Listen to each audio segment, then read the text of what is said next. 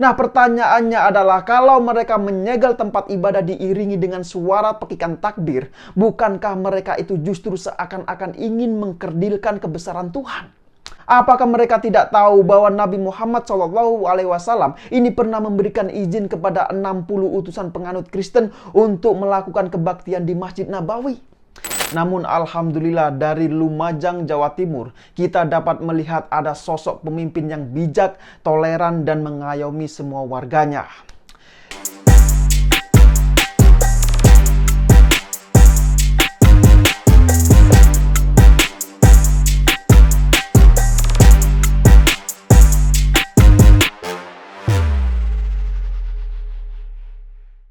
Ya, selamat datang dan jumpa lagi di program Suara Kaum Muda.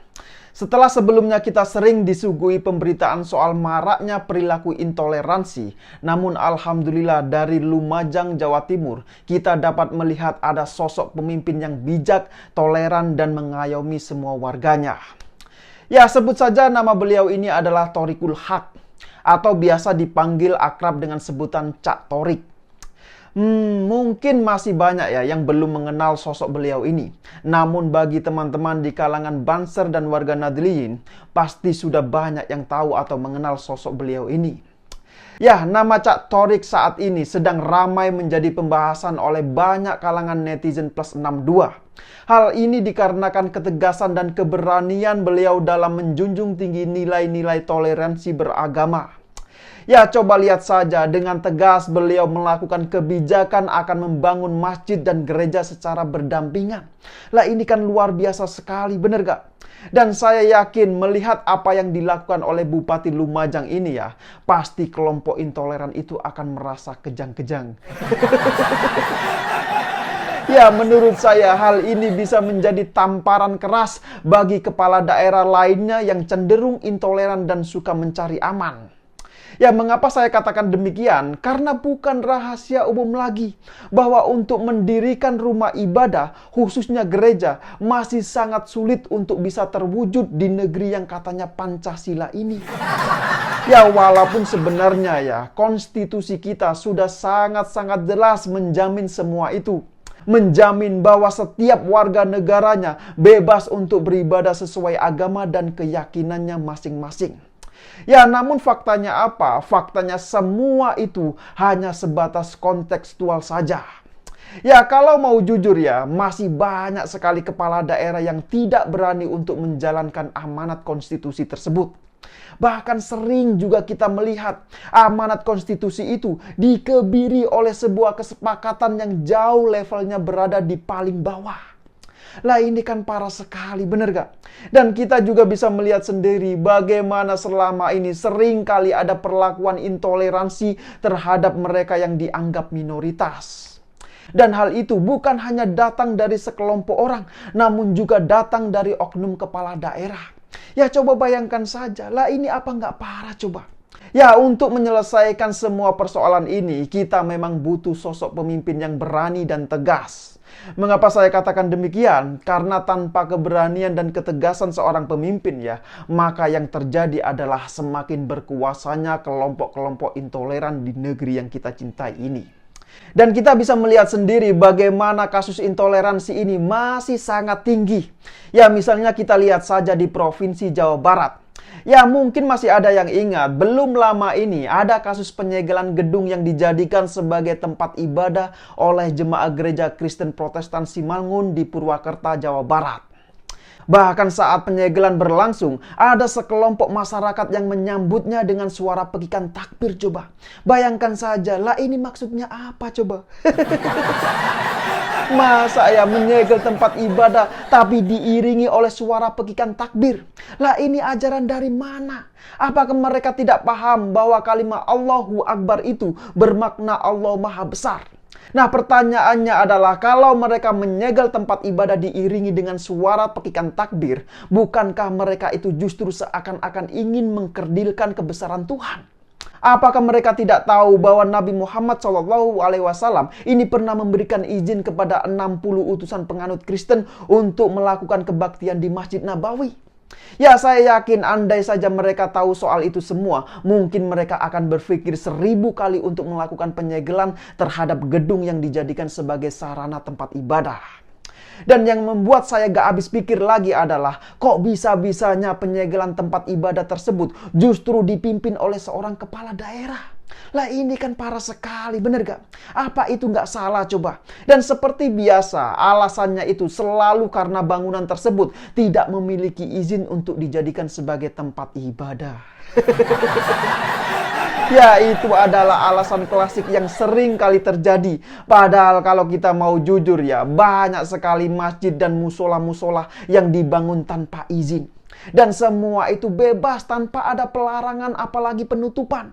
Dan akibat kejadian tersebut ya, netizen pun akhirnya ramai-ramai menyerang akun media sosial Instagram milik Bupati Purwakarta.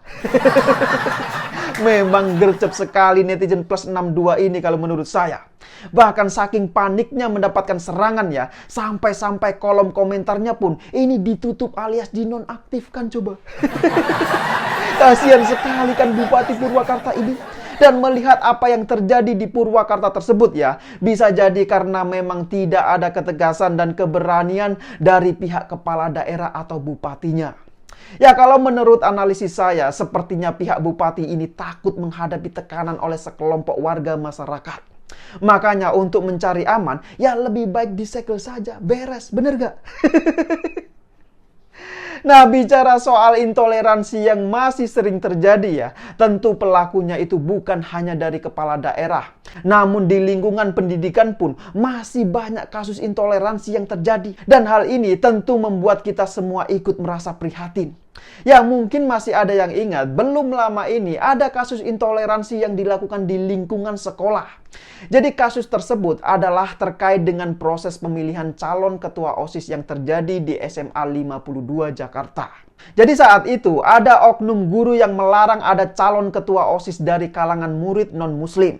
Coba bayangkan saja ya, parah sekali kan?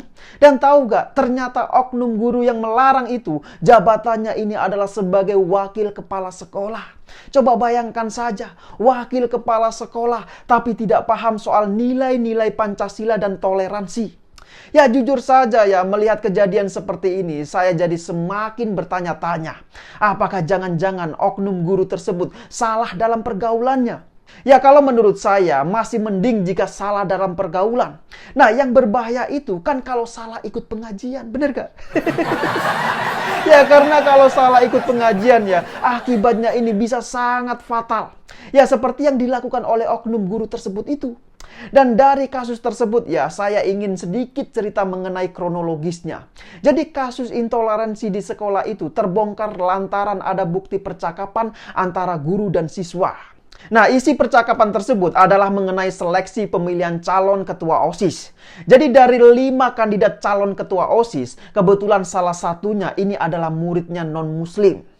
Nah, akibat tindakan intoleransi dan diskriminasi tersebut, maka oknum guru itu pun langsung diberhentikan sebagai wakil kepala sekolah. Ya, rasakan sendiri akibatnya. Jadi ya, kalau kita mau bicara soal intoleransi, ada banyak sekali contoh kasusnya. Bahkan belum lama ini di Lampung juga ada oknum ketua RT yang melakukan tindakan intoleransi. Jadi oknum ketua RT tersebut ini menghentikan secara paksa ketika umat non-muslim sedang melakukan ibadah. Ya coba bayangkan saja, parah sekali kan? Ya mungkin teman-teman semua ini juga sudah melihat bagaimana videonya. Dan tidak lama setelah kejadian tersebut ya, maka oknum ketua RT itu pun langsung ditangkap. Nah, itulah beberapa kejadian intoleransi yang terjadi di beberapa daerah.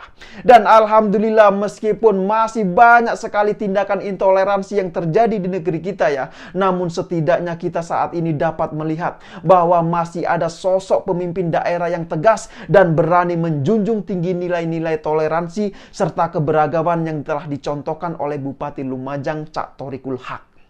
Ya, jujur saja, saya punya harapan besar untuk masa depan bangsa kita. Ya, semoga nanti akan semakin banyak pemimpin-pemimpin yang lahir seperti halnya Bupati Lumajang ini. Yang mana beliau ini tidak takut sama sekali untuk menghadapi kelompok-kelompok intoleran. Bahkan sebagai seorang pemimpin, beliau juga dapat memberikan solusi dan sekaligus edukasi bagi warganya. Nah, tentu ini adalah contoh yang sangat baik untuk kepala daerah lainnya kalau menurut saya. Nah, sebelum saya akhiri, saya juga ingin menyampaikan banyak terima kasih kepada Bupati Lumajang Cak Thoriqul Haq. Semoga ya beliau ini selalu diberikan kesehatan dan amanah dalam menjalankan tugas sebagai kepala daerah. Amin, amin ya robbal alamin. Ya, saya pikir itu. Terima kasih sudah menonton dan sampai jumpa di episode Suara Kaum Muda berikutnya.